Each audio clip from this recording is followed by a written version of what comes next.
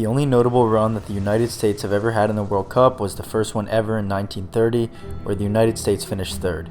Granted, only 13 nations qualified, and Argentina battered the Americans 6-1 in the semifinals. In the past 20 World Cups since then, third place is still their best finish. The closest the Americans came after that occurred in 2002 in South Korea, when a 20-year-old Landon Donovan led the U.S. to the quarterfinals, losing 1-0 to Germany. The U.S. is below average in terms of their international success. They missed every single World Cup from 1954 to 1986, which was 9 consecutive tournaments.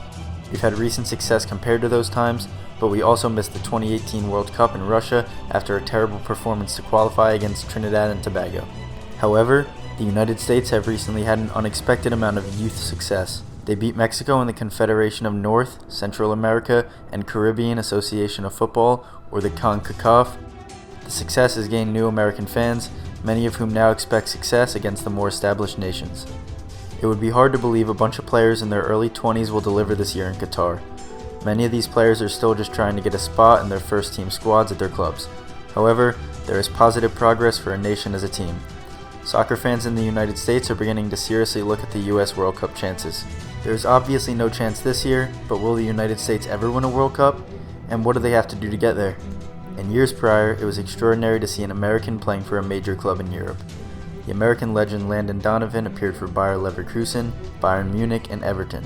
Tim Howard spent seasons at Manchester United before moving to Everton for a decade. Those were rare examples. It was not common at the time. Then there's Christian Pulisic. We all know the story of the American wonder kid who burst on the scene through Borussia Dortmund. Pulisic is the first American to play in the UEFA Champions League final, helping Chelsea beat Manchester City this past season. The Pennsylvania native has a lot of hype to live up to, but he has already led other young Americans to pursue their careers in Europe. Players like Borussia Dortmund's Giovanni Reina or Sergiño Dest, who became the first American to play for FC Barcelona in La Liga. Now, there's a bunch of American players scattered across Europe competing with their club. These young players starting to appear from the US shows the potential for us as a team. With these players receiving first-team minutes at major European clubs, they play against the best in the world. International soccer is an example of learning to play in different ways.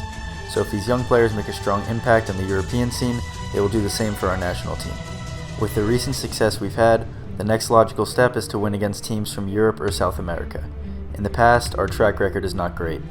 Pulisic is only 22 years old, but the US captain has helped the new generation believe in our World Cup chances going forward. When the United States lost to Trinidad and Tobago in 2017, it came as a shock to many. Surely, a country with as much athletic talent and resources as the United States could develop 11 players to beat Trinidad and Tobago. In fact, the island's population is smaller than Hawaii's. With sports like football, basketball, baseball, and hockey proving what Americans can accomplish, it makes a lack of international success with soccer mind-boggling. Maybe the reason has to do with the roots in the country. Traditionally speaking, Americans have their big four sports that command huge followings at the professional level. It is fun to watch a sport you play growing up, that's obvious. When looking at viewership numbers across all sports leagues in the US, soccer is rising quickly. In 2019, average viewership of MLS games in the US hit 268,000 people. Comparatively, the NHL was at 424,000 viewers. These are average numbers for a sports league, and some MLS games will pull hefty audiences while others might not. That being said, the United States World Cup chances have improved, which means there's growth, which is the first step to winning. France, Germany, Spain, Italy, and Brazil are the previous 5 World Cup winners. Soccer is a huge part in their cultures. It is the sport to watch, play, follow for men and women, old and young. More viewership of the sport in the United States, more kids become invested in playing the sport. A culture change like this takes years or even decades to unfold, but signs of progress are happening. In the 2000 European Championship, Germany only picked up 1 point in 3 games during their group stage. They embarrassingly finished at the bottom of the group. They then launched their extended talent promotion program in 2003, following a loss in the World Cup finals against Brazil. Over the next couple years, Germany and the talent program established 390 bases to train young players aged 11 to 17. Just 1 year after the announcement, they had over 22,000 kids under the age of 18 training. Nearly 20 years after the establishment of the program, you can see the results. A World Cup is the most success they've had on paper, but what is even more remarkable is the constant release of new, young talents in Germany. To boost the US's World Cup chances, the first step is to improve our program. The United States Development Academy is similar to the Extended Talent Promotion Program in many ways. According to their website, the U.S. Development Academy ensures the most elite players continue competing against each other. What needs to be improved, however, is regulating who has access to the academy. For most Americans, soccer is viewed as pay-to-play, allowing only families' kids who can afford it to play. If you played soccer in America at a high-level academy, you understand. As we see in poorer nations such as Brazil, money does not mean talent. To increase the U.S. World Cup chances even more, high-level soccer has to become more available to kids with no money throughout the country. Giving the youth a chance to showcase their athletic abilities would tap into new marketing that could benefit the child, the team, and the sport as a whole. Pay-to-play made it harder for the sport to grow, but that is slowly changing. This continued growth over time will allow for future international success. Pulisic and the recent victories over Mexico make it easy to fantasize about what could be in store for the U.S. national team. Realistically, the U.S. World Cup chances will not increase fast. If anything, the goal right now should not be to win, it should be to simply compete. In 2014, the United States almost won in extra time to an elite Belgium team while being the worst team by far. The US needs to have at least 4 to 5 legit starters in the top 3 to 4 leagues in Europe. Not subs, but regular starters and world-class stars on the same level or even above Pulisic. For this to happen, these young kids have to start to thrive in the world-class academies throughout Europe. Playing in the MLS, no matter how good you are, is never going to cut it at the highest level.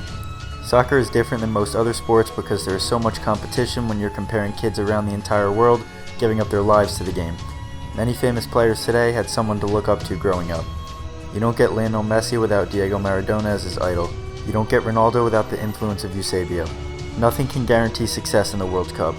It's a slow, long grind, and the most important things are the way they develop players and those players playing regularly in the toughest leagues in Europe. The US is nowhere near winning the World Cup, and they don't have any desire to do so. However, we should still try and push the limits. We currently sit at number 10 in the official FIFA rankings, our highest since 2005 when we were number 8. The other teams in the top 10 expect at least a quarterfinals appearance, so why should we not? When the United States partially hosts the 2026 World Cup with Mexico and Canada, there is a big reason to be more excited than usual as an American. With the growth of the game exploding through the country, the United States World Cup chances will increase once again. Kids here have always just played other sports because the lengths you can take them are higher. That is changing as our development system for young soccer players is beginning to improve. I think most people watching this will be able to see the United States compete in the World Cup finals and hopefully win at some point in their life. But what do you guys think? When is the soonest we can win a World Cup? Let me know in the comments below. Subscribe if you haven't, and I'll see you guys next time.